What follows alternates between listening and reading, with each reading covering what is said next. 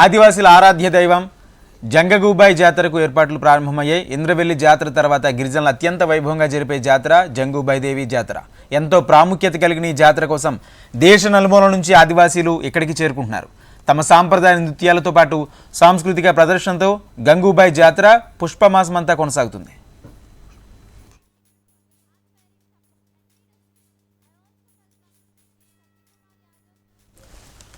కొమరం భీం ఆసిఫాబాద్ జిల్లాలోని కెరమూరి మండలంలో మక్కంగూడ కొడపరండోలి గ్రామాల అడవుల్లోని కొండల్లోని ఒక గుహలో జంగూబాయి దేవి కొలువై ఉన్నారు. తెలంగాణ మహారాష్ట్ర సరిహద్దు ప్రాంతంలో అత్యంత దట్టమైన అటవీ ప్రాంతంలో ఈ గుహ ఉంటుంది. సాధారణ రోజుల్లో జనావాసం అంతంత మాత్రంగానే ఉండే ఈ ప్రాంతంలో ఈ పుష్యమాసం మొత్తం భక్తులు తాకిడితో కిటకిటలాడుతుంది. జంగూబాయి దర్శనం కోసం ఆదివాసీలు పెద్ద సంఖ్యలో ఇక్కడికి వివిధ మార్గాల ద్వారా చేరుకుంటారు.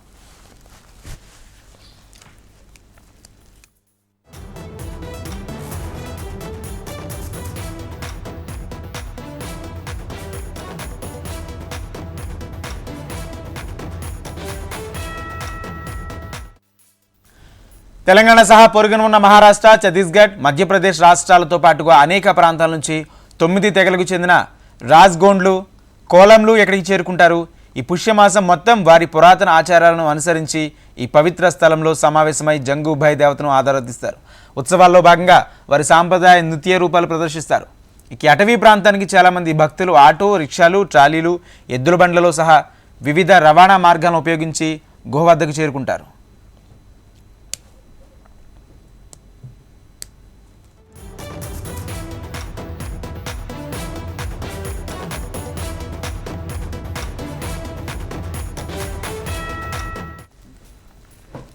పుష్యమాస శుక్లపక్ష పాఠ్యం నుంచి ఈ ఉత్సవాలు ప్రారంభమవుతాయి. మొదటి రోజున గిరిజన సాంప్రదాయ ప్రకారం ఆలయంలో దీపం వెలిగించడంతో ఉత్సవాలు ప్రారంభమవుతాయి. ఆ తర్వాత పుష్యమాసం బహుళ అమావాస్య వరకు మొత్తం 30 రోజుల పాటు తీరొక్క కార్యక్రమాలతో ఉత్సవాలు జరుగుతాయి.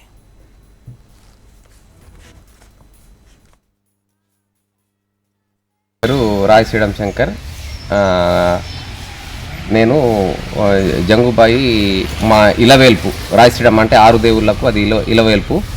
ప్రతి సంవత్సరం పుష్యమాసం అంటే మా ఆదివాసీ దాంట్లో పూస్ మహిన అంటారు. ఏదైతే అమావాస్యను పురస్కరించుకొని ఈ జంగూబాయి ఉత్సవాలు అనేది జరుగుతూ ఉంటాయి. ఇది 6 దేవులకు సంబంధించినటువంటి ఇది ఇలవేల్పు.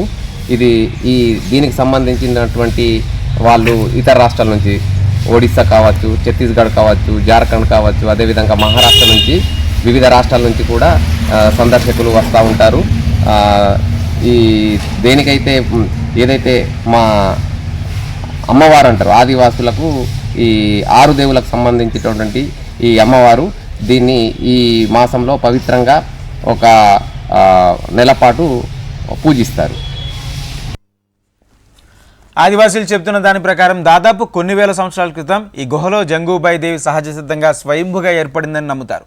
వేల క్రితం నుంచే తమ పూర్వీకులు జంగూబాయిని ఆరాధ్య దైవంగా ఇలా పూజలు చేసేవారని, ఆ సాంప్రదాయాన్ని నేటికి కొనసాగిస్తున్నామంటారు.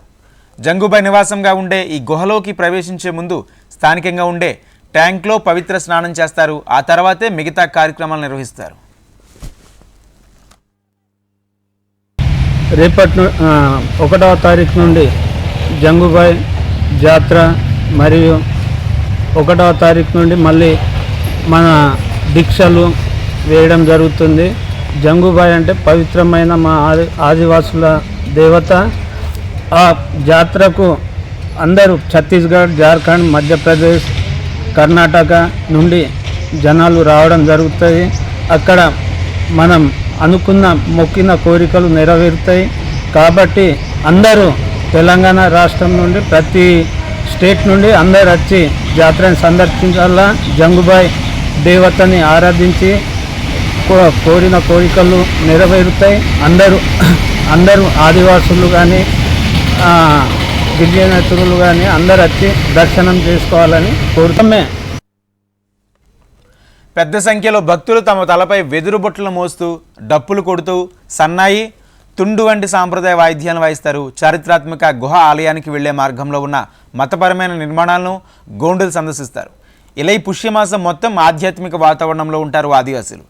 ఇక్కడ మొక్కులు తీర్చుకుని పూజలు చేసుకుని తిరిగి తమ ప్రాంతాలకు వెళతారు.